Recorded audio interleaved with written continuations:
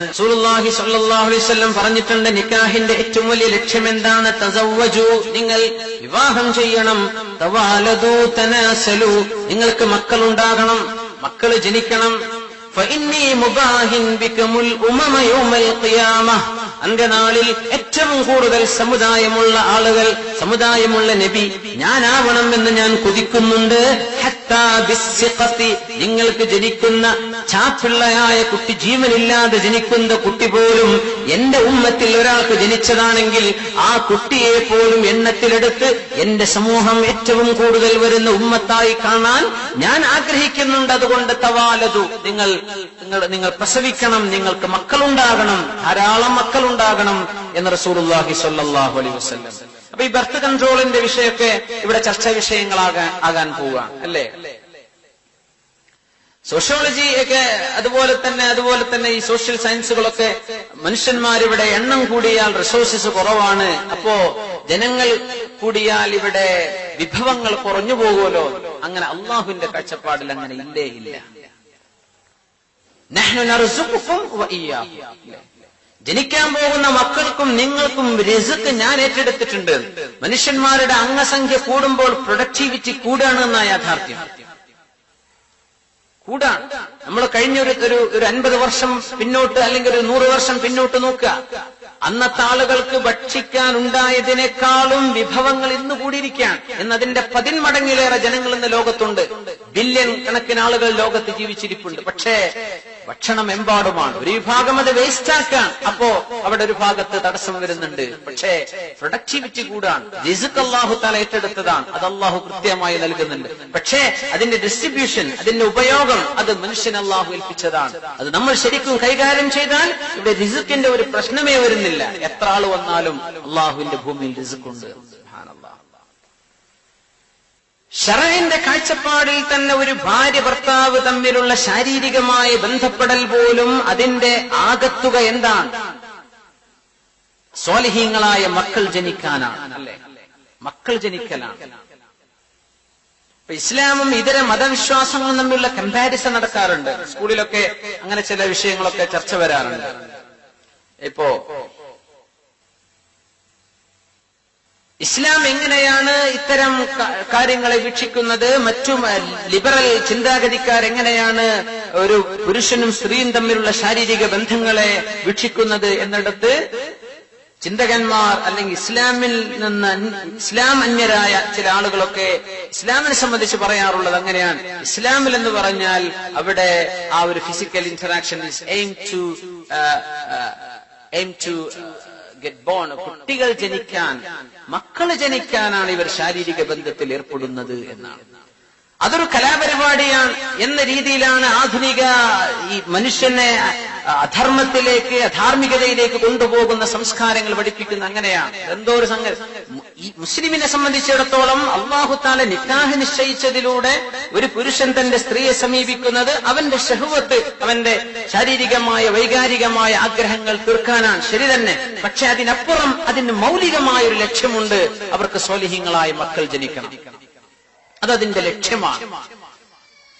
അപ്പോ റസൂലുള്ളാഹി സ്വല്ലല്ലാഹു അലൈഹി വസല്ലം തങ്ങൾ തന്നെ ഈ വിഷയത്തിൽ വഫീ ബുൽഗി അഹദികും സദഖ, നിങ്ങളൊരാൾ സ്വന്തം ഭാര്യയെ സമീപിക്കുന്നതിലും നിങ്ങൾക്ക് സ്വതക്കയുണ്ട്, ധർമ്മമുണ്ടെന്ന് നബിയുനാ റസൂലുള്ളാഹി സ്വല്ലല്ലാഹു അലൈഹി വസല്ലം.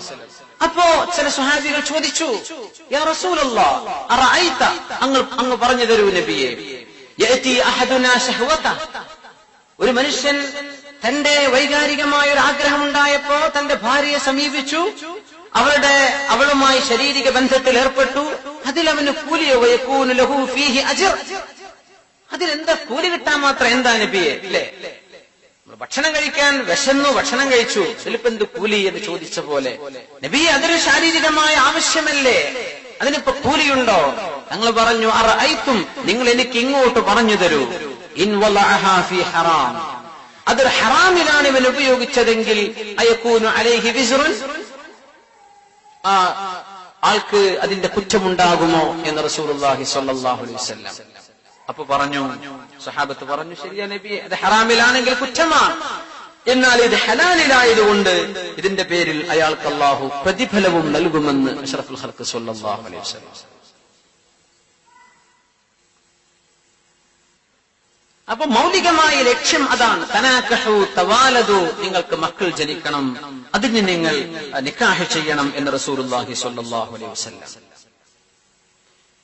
മക്കള് ജനിക്കാതിരിക്കാൻ എന്തെങ്കിലും ഒരു ഡോക്ടർ പറയാം, ഈ ഭാര്യയെ സംബന്ധിച്ചിടത്തോളം ഇനിയൊരു കുഞ്ഞ് ജനിക്കുന്നത് അവളെ സംബന്ധിച്ചിടത്തോളം വളരെ ഡേഞ്ചറസ്, അവളുടെ ആരോഗ്യം തകരാറിലാക്കുക മാത്രമല്ല, അവൾക്കൊരു അപകടം സംഭവിക്കും, മരണം പോലുള്ള അപകടങ്ങൾ സംഭവിക്കും എന്ന് ഒരു ഡോക്ടർ, ശരിക്കറിയാവുന്ന ഒരു ഫിസിഷ്യൻ പറയാം.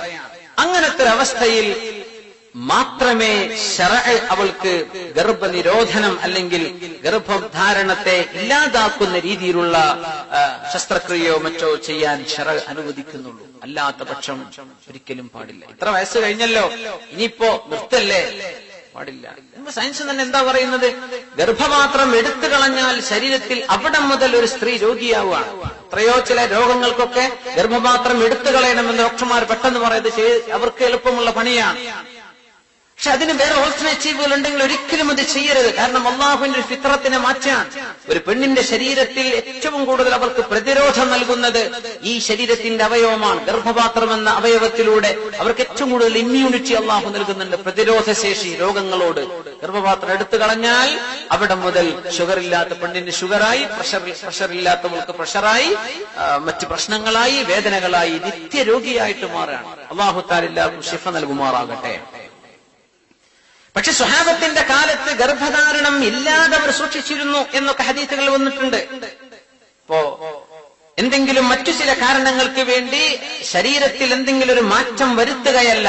സ്വഹാബത്ത് പറഞ്ഞിട്ടുണ്ട്, കുന്നാ നൻസിഉ വൽ ഖുർആനു യൻസിലു എന്ന ഹദീസ് വളരെ പ്രസിദ്ധമാണ്.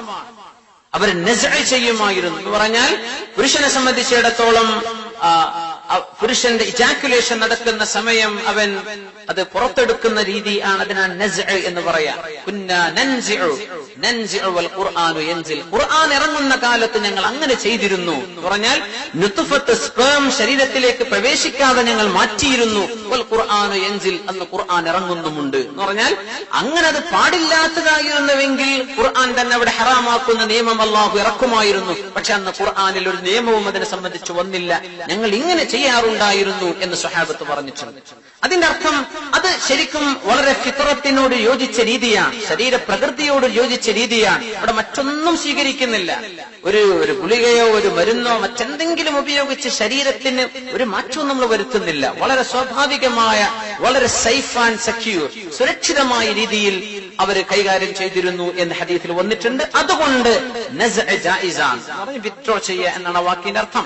അത് ജായിസാൻ. എന്നാൽ തന്നെയും റസൂലുള്ളാഹി സ്വല്ലല്ലാഹു അലൈഹി വസല്ലം പ്രോത്സാഹിപ്പിച്ചത് മക്കൾ ധാരാളം ഉണ്ടാകട്ടെ എന്നാണ്. ഹത്താ ബിസ്സഖത്ത്, ചാപ്പിള്ളയായി ജനിക്കുന്ന കുട്ടിയാണെങ്കിൽ പോലും ഞാൻ അവരെ എണ്ണത്തിൽ ചേർത്തുകൊണ്ട് ഞാൻ അഭിമാനം പറയുമെന്ന് റസൂലുള്ളാഹി സ്വല്ലല്ലാഹു അലൈഹി വസല്ലം. അപ്പൊ ഒരാൾ നിക്കാഹ് ചെയ്യുന്നത് തന്റെ ശാരീരികമായ വൈകാരികമായ ആഗ്രഹങ്ങൾ നിർവഹിക്കാനാണ്, പിന്നെ അയാൾക്ക് സ്വാലിഹീങ്ങളായ മക്കൾ ജനിക്കാനാണ്. ഇത് രണ്ടും സാധ്യമാകുന്നത് അല്ലാഹു തആല വലിയൊരു പ്രാർത്ഥന നമ്മെ പഠിപ്പിച്ചിട്ടുണ്ട് സൂറത്തുൽ ഫുർഖാൻ. ബിസ്മില്ലാഹിർ റഹ്മാനിർ റഹീം. والذين يقولون ربنا هب لنا من أزواجنا وذرياتنا قرة أعين واجعلنا للمتقين إماما. والذين يقولون, ഇങ്ങനെ ദുആ ചെയ്യുന്ന ആളുകളും അല്ലാഹുവിന്റെ ഏറ്റവും ഇഷ്ടപ്പെട്ട ഇബാദുർ റഹ്മാൻ, കാരുണ്യവാനായ അല്ലാഹുവിന്റെ സൃഷ്ടികൾപ്പെട്ടവരാണ്. വല്ലദീന യഖൂലൂൻ, ഇങ്ങനെ പ്രാർത്ഥിക്കുന്നവർ. സൂറത്തുൽ ഫുർഖാനിന്റെ അവസാന ഭാഗം 60-65 ആയത്തുകളുടെ ഭാഗമാണ്. റബ്ബനാ ഹബ് ലനാ മിൻ അസ്വാജിനാ, ഞങ്ങളുടെ ഭാര്യമാരിൽ നീ ഞങ്ങൾക്ക് നൽകണമേ. വദുരിയാത്തിനാ, ഞങ്ങളുടെ മക്കളിലും നീ ഞങ്ങൾക്ക് നൽകണമേ. ഖുർറത അയുനിൻ, കൺകുളിർമയെ തരയണമേ. വജഅൽനാ ലിൽ മുത്തഖീന ഇമാമാ, മുത്തഖീങ്ങൾക്ക് ഞങ്ങളെ ഇമാമാക്കി തരയണമേ. സൂറത്തുൽ ഫുർഖാനിലെ 64-ാമത്തെ ആയത്തിൽ ഒരു ദുആ പഠിപ്പിച്ചു. വല്ലദീന യഖൂലൂൻ, ഇങ്ങനെ ദുആ ചെയ്യണം.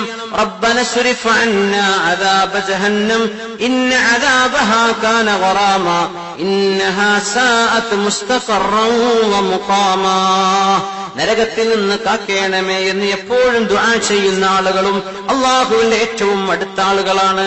പിന്നെ ആ 64, 65, 66 അങ്ങനെ പോയി 74-ാമത്തെ ആയത്തിൽ അവസാനം പറഞ്ഞ ഇബാദുർ റഹ്മാനിന്റെ അല്ലാഹുവിന്റെ ഏറ്റവും ഇഷ്ടപ്പെട്ട ആളുകളുടെ അടയാളം പറഞ്ഞ ആയത്തിതാണ് വല്ലദീന യഖൂലൂൻ. ഇങ്ങനെ ദുആ ചെയ്യുന്നവരും അല്ലാഹുവിന്റെ ഏറ്റവും ഇഷ്ടപ്പെട്ടവരാണ്. ഇത് പറഞ്ഞിട്ട് പിന്നെ 3 ആയത്തുകൾ കഴിഞ്ഞ് ഈ സൂറ അവസാനിക്കുകയാണ്, സൂറത്തുൽ ഫുർഖാൻ. എന്താ ദുആ? റബ്ബന, അല്ലാഹുവേ, ഹബ് ലനാ മിൻ അസ്വാജിന, ഞങ്ങളുടെ ഭാര്യയിൽ വദുർരിയാത്തിന, ഞങ്ങളുടെ മക്കളിലും നീ തരയണമേ, ഖുർറത അയുൻ, കൺ കുളിർമയെ തരയണമേ, വജഅൽനാ ലിൽ മുത്തഖീന ഇമാമ. കല്യാണം കഴിക്കാതെ ഈ ദുആ അങ്ങ് പറഞ്ഞിട്ട് കാര്യമുണ്ടോ? പടച്ചോനേക്ക് കുട്ടികളെ തരണം, കല്യാണം കഴിച്ചിട്ടില്ല. പടച്ചോനെ ഭാര്യ നന്നാക്കി തരണം, ഭാര്യയല്ല, കുട്ടികളില്ല, ഒന്നുമില്ല. അപ്പോ അല്ലാഹു തആല ഇങ്ങനെ ഒരു ദ്വാരക്കണം എന്ന് പറഞ്ഞപ്പോ തന്നെ മനസ്സിലായി കല്യാണം കഴിക്കണം. അത് വളരെ അല്ലാഹുവിന് ഇഷ്ടമുള്ള ഇബാദത്താണ്. ഈ ദുആയിലൂടെ അല്ലാഹു പഠിപ്പിക്കാൻ റബ്ബനാ ഹബ് ലനാ മിൻ അസ്വാജിന. അത് കല്യാണം കഴിക്കാൻ പോകുന്ന ചെറുപ്പക്കാർക്ക് പറ്റും, കല്യാണം കഴിച്ചവർക്ക് പറ്റും, മക്കളില്ലാത്തവർക്ക് പറ്റും, മക്കളുള്ളവർക്കും, ആണിനും പെണ്ണിനും ദുആ ചെയ്യാൻ പറ്റുന്ന വളരെ മനോഹരമായൊരു ദുആയാണിത്. വിവാഹത്തിലേക്ക് അല്ലാഹു തആല ആഗ്രഹിപ്പിക്കുന്നതും ഈ ആയത്തിലൂടെയാണ്. വല്ലദീന യഖൂലൂൻ, ഇങ്ങനെ പ്രാർത്ഥിക്കണം.